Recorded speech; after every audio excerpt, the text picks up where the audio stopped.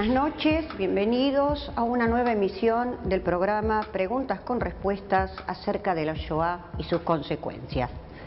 La noche de hoy la dedicaremos específicamente al levantamiento del gueto de Varsovia. Y justamente el levantamiento del gueto de Varsovia se produjo en el año 1943, la noche de Pesaj, o sea, la noche del festejo de la Pascua.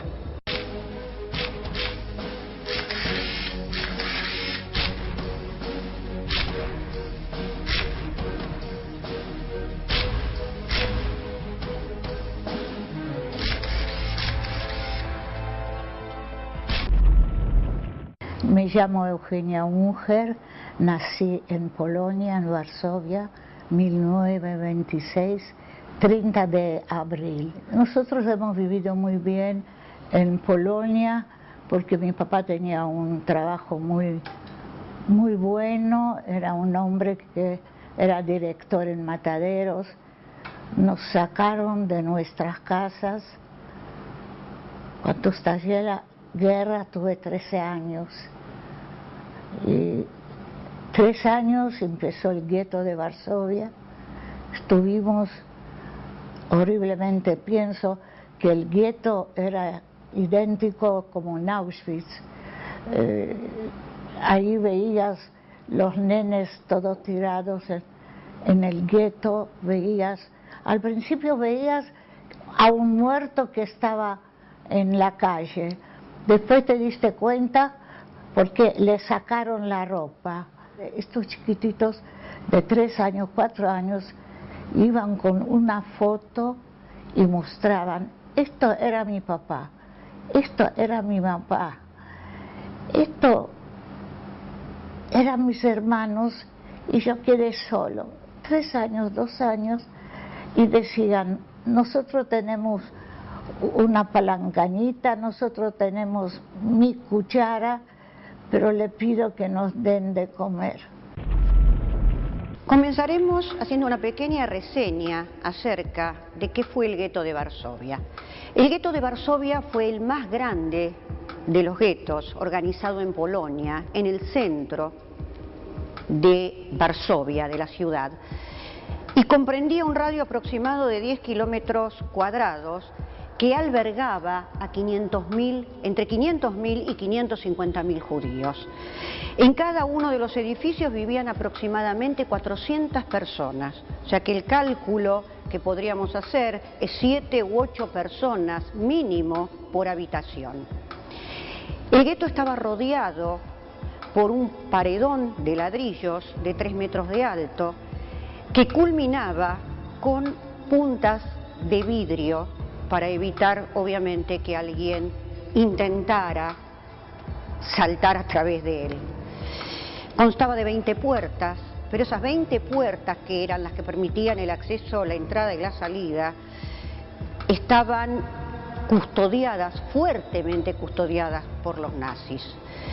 En 1940 esas puertas se cierran en forma definitiva y obviamente que la población hacinada en él carece de alimentos, carece de medicamentos, de calefacción, de higiene sanitaria, y comienzan a morir sobre todo aquellos que son más vulnerables, los niños y los ancianos.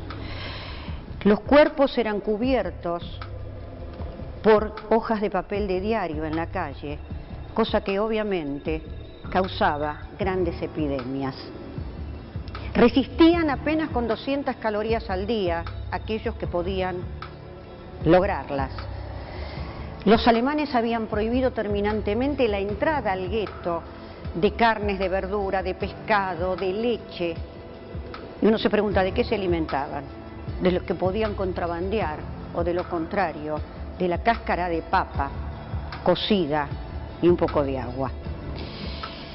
El primer levantamiento del gueto se va a producir el 1 de enero de 1943. ¿Por qué? Porque aquí se produce una gran deportación de judíos, o sea, los nazis deportan a 5.000 judíos a los campos de exterminio. La heroica resistencia del gueto de Varsovia continúa. Las crueldades alemanas son espantosas. El mundo libre, el mundo de la justicia, permanece silencioso y apático. Es increíble. Doctor León Freiner, abril 1943. Yo pienso, ni nos dejaron llorar a los familiares, ni nos dieron tiempo para decir algo, porque fue tan rápido todo, tan rápido hicieron. Yo pienso que después nosotros ya íbamos tan desesperados. Me mataron 80 personas de mi familia, yo quedé sola. Pero hasta quedar sola, me quitaron mi familia, me quitaron mi casa, me quitaron todo más sagrado que uno tiene. Cada uno ya era tan desesperado, hacía búnkers bajo la tierra, arriba la tierra, acá se podía esconder un nene y sabía que tiene que esconderse, si no lo van a matar, igual lo mataron. Entonces se escondía al principio. Después que dijeron que hay que presentarse para transporte, esto fue tremendo, ¿no? Porque, ¿sabe qué hacían? Le daban 1 kilo de marmelada y 1 kilo pan o 2 kilos, y la gente que era tan hambrienta que se presentaba sola para la matanza, y después volvía este pan y esta mermelada de vuelta. Luego de esa primer revuelta o levantamiento del 1 de enero de 1943, la población judía del gueto tenía claro que los nazis iban a retornar, que se iban a tomar revancha. La escritora y sobreviviente Irena Klepfish nos dice lo siguiente: estas palabras están dedicadas a los que murieron, estas palabras están dedicadas a los que sobrevivieron. Y en estas palabras, justamente, ella lo que hace es honrar a su padre, que falleció durante el levantamiento del 20 de abril de 1943 y que desempeñó un papel sumamente importante en la fabricación de armamento en el gueto. Al igual que Israel Gutman, escritor, historiador, sobreviviente, eran miembros de un grupo de jóvenes judíos, hombres y mujeres, alrededor de 700, 750 en total, que se entrenaron y armaron lo mejor que pudieron y con los elementos que tuvieron a su alcance, con un solo objetivo: ofrecer resistencia al intento nazi de aniquilar a casi 60.000 judíos que quedaban en el gueto. En enero de 1943, Himmler ordenó la deportación, que yo les comentaba anteriormente, de 5.000 judíos. La resistencia judía lo impidió.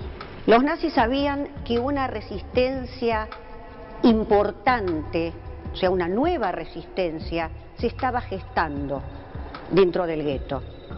Por lo tanto, decidieron regresar la noche del 19 de abril de 1943, la noche de Pesaj, la noche de la Pascua judía. Me gustaría comentar que la Pascua judía, ¿en qué consiste? En la celebración del recuerdo de la libertad del pueblo hebreo de la esclavitud egipcia. Este fue el primer levantamiento urbano en la Europa ocupada por los nazis, entre los nazis obviamente y los judíos, que duró hasta el 16 de mayo de 1943.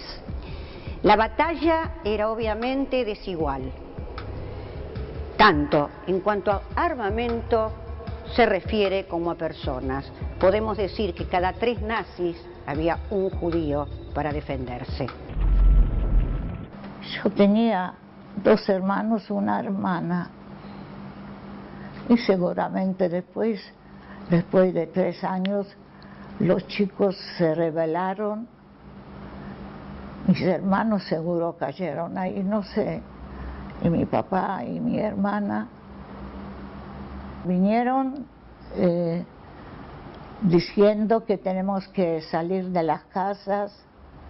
Esto fue ya final, porque antes fue el levantamiento del gueto de Varsovia, el 19 de abril, que al principio ellos eran amos y señores de donde entraban, porque al principio hicieron 100 calles, después hicieron 50 calles, después hicieron 10 calles, y en estas calles tenía que juntar toda la gente. Había un día que dijeron que los profesionales se presenten en calle Muranovsky, y ahí mataron todos médicos, mataron toda gente, ingenieros, todo mataron. Chicos como ustedes, 15, 16 años, empezaron a luchar. Porque gente grande ya ni tienen ganas de luchar, tiene que morirse igual, antes o después. Pero gente como ustedes tienen toda la vida por adelante. Empezaron a luchar, lucharon 5 semanas. Salían por el agua, por el subsuelo de agua, ¿no? Y cuando llegaban a zona aria compraban un revólver, empezó a ser, yo te doy tus brillantes, tus pieles, yo te doy todo esto, dame un pedazo de pan. O pedían que le den armamentos. Al principio teníamos alambre, puertas de alambre. Después hicieron muros para todo el gueto. Después hicieron que no salga del gueto nadie, pusieron vidrio en todos lados. Así que de allí, cuando ya era racia, no encontraba a nadie de mi familia. Me llevaron transporte, me llevaron, tenía 15 años ya, me llevaron a Lublin, Majdanek. Ahí colgaron una chica porque se escapó y nosotros estuvimos ahí trabajando. Piedras, llevamos piedras de un lado a otro, y después un día dijeron de Lublin, de Majdanek, van a hacer un transporte. Encontré unos amigos de mis hermanos. Mi hermano era doctor dentista, el otro era periodista, y mi hermana que cumplió secundaria. Después que pasó esto, nunca más volví a nadie, no veía a nadie. No tuve un abrazo de los 14 años, de mis padres, de mis hermanos. ¿De qué constaba el arsenal judío? Pistolas, cócteles Molotov, rifles que habían logrado introducir en forma clandestina a través de las alcantarillas, o que habían logrado arrebatarles a los nazis en el momento del primer levantamiento en enero de ese mismo año. ¿Qué tácticas utilizaban estos jóvenes judíos? Las de guerrilla. O sea, utilizaban los escondites y de esta manera desconcertaban a los nazis, por supuesto que al principio. ¿Cómo reaccionaron los nazis frente a este levantamiento? Incendiando los edificios uno por uno, los que se encontraban dentro del gueto. La resistencia de todos modos, la resistencia judía, fue de una gran envergadura. La derrota final judía comenzó el 8 de mayo, cuando destruyeron los cuarteles de la Organización de Lucha Judía. Hay que dejar claro que la derrota estaba cantada, era totalmente desigual un ejército y el otro.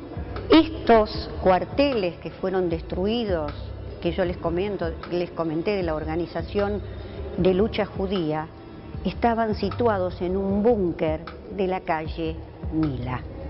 El 16 de mayo, Stroop, que era el general nazi a cargo de las tropas, declaró la victoria justamente alemana, diciendo lo siguiente: el barrio judío de Varsovia ya no existe.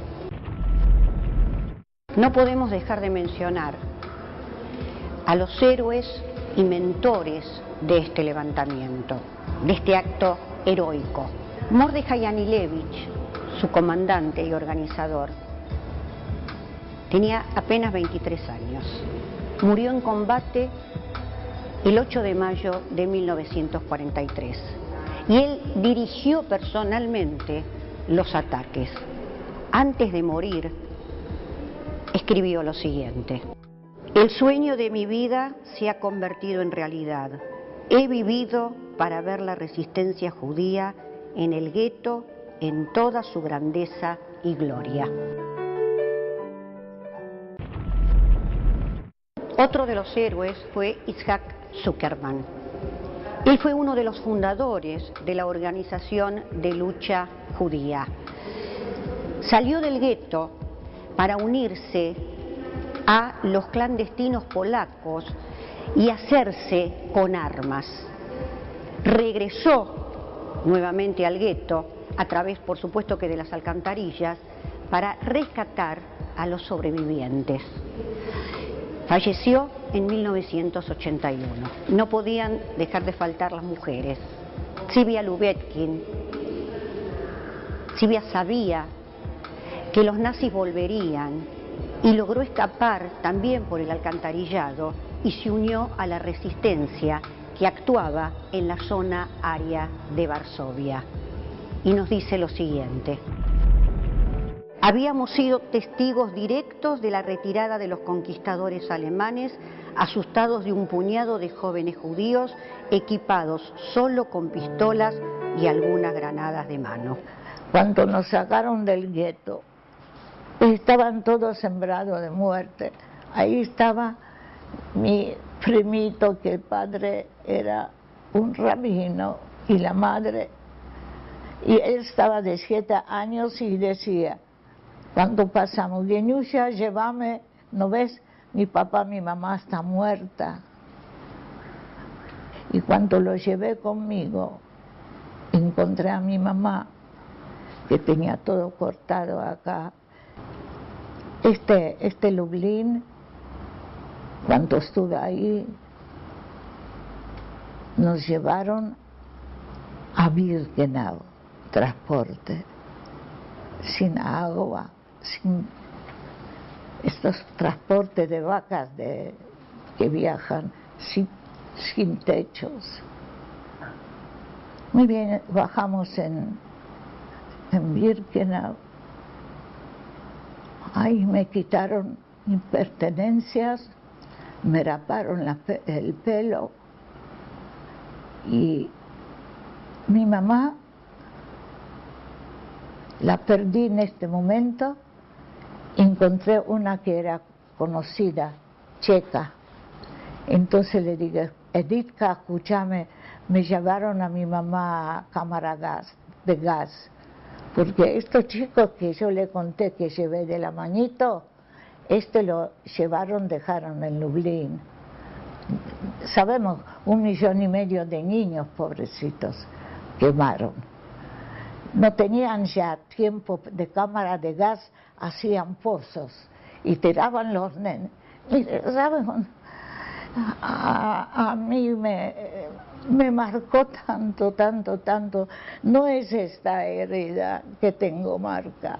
Lo principal, las marcas que nunca pudieron cicatrizar por adentro.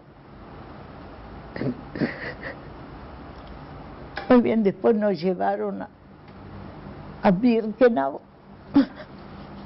Entonces nos pusieron en los galpones en Birkenau. Y nosotros supimos, veíamos todos hombres, no había ni un hombre, pero rapado, y nos dieron esta scout. Al final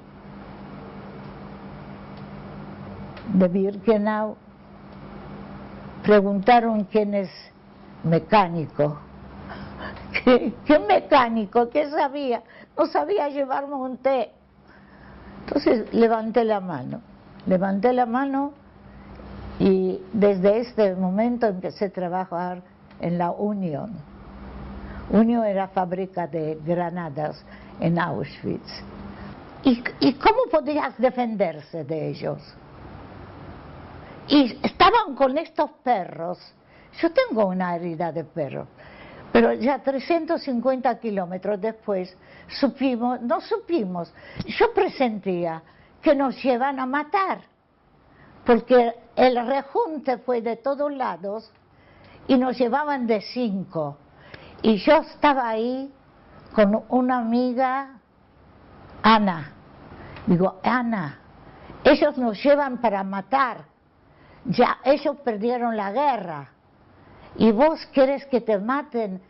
Yo le dije, en algún momento, si vos vas a estar de acuerdo, nos vamos a escapar. Para finalizar, podríamos decir, como conclusión en realidad, que el levantamiento del gueto de Varsovia fue un grito de desesperación nacional. La afirmación de la fe inconmovible en la dignidad y la continuidad del pueblo judío. Un acto de heroísmo y una clara lucha por sobrevivir. Conviene no. Espérate, déjame pensar cómo arrancarlo. Es importante recalcar que si bien el levantamiento del gueto de Varsovia fue el más grande, no fue el único. Tenemos que demistificar el tema de que el judío fue como cordero al matadero. En todos lados donde pudo, se levantó y trató de enfrentar al enemigo. Pero vuelvo a repetir, había una desigualdad total en las fuerzas de uno con respecto a las fuerzas del otro.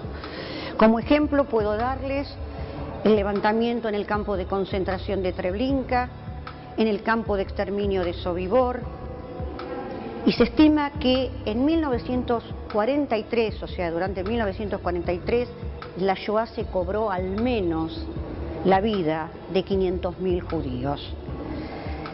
La resistencia judía de ese año no evitó, obviamente, el desastre, aunque por ello no podemos decir de ninguna manera o considerarla insignificante, sino todo lo contrario.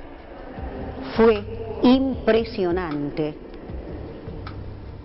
lo que estos jóvenes realizaron por el bien del pueblo judío.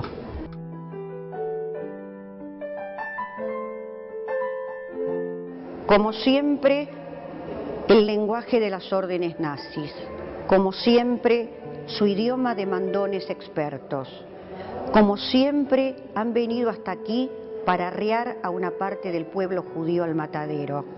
Pero no, ya nunca resonará la voz de los nazis llevándose a judíos del gueto. Se pintarán con sangre los marcos de las puertas, con sangre de los libres luchadores postreros. En el gueto de Varsovia, en el mes de Nisan, de vecino a vecino se pasa la consigna: no dejará la sangre germana de correr mientras quede en el gueto un judío con vida. Para ellos, nunca más la mirada sumisa. Para ellos, nunca más los ojos implorantes. Solo el odio y la cólera y el goce infernal de enfrentarlos al fin y trabarse en combate. Escucha los disparos en mitad de la noche. Por caminos de sangre la muerte se avecina. Escucha que la historia va tocando a su fin con una gesta heroica en la noche de vigilia. Extracto del poema de Bunim Heller. De este modo hemos llegado al final de nuestro programa de hoy y quisiera despedirme deseándoles a todos muy felices Pascuas y a la comunidad judía en especial, Hag HaPesach Sameach.